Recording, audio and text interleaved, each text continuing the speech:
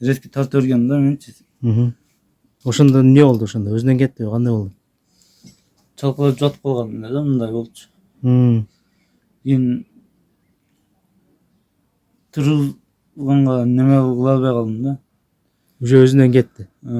Чалкалап жагыл уже көзүн жумуп кетип калды. Биринчи эмне кылып өлтүрдү? Биринчи кысты мойну. Кантип кысты? Мына кысты кийин. Биринчи. Ошо биринчисин айттым го сизге. Биринчи эмне кылды? Кууп алып келип эмне кылды? Кууп алып келип ошентип айттым. Кантип? Кысты.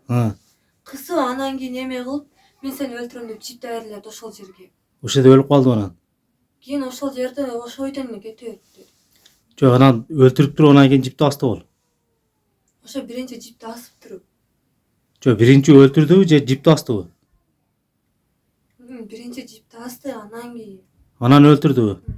Өлгөндөн кийин анан байлап койдубу? Тиселетип отургузуп койду. Өзү кылгандай кылып деп. Сиз деле келип биякта баланын жатканын деле көргөн эмессиз. Жок да, мен эч кандай бул жака эмне кирем. Ушул жерде туруп мына жерде кир жууп аттым.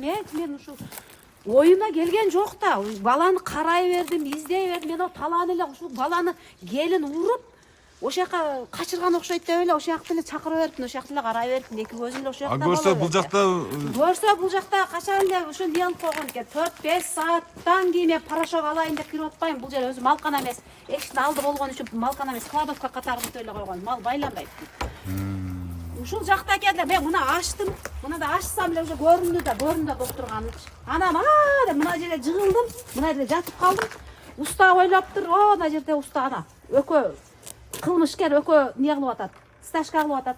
Келип эле мени жылан чакты деп эле уста биринчи жүгүрүп келди.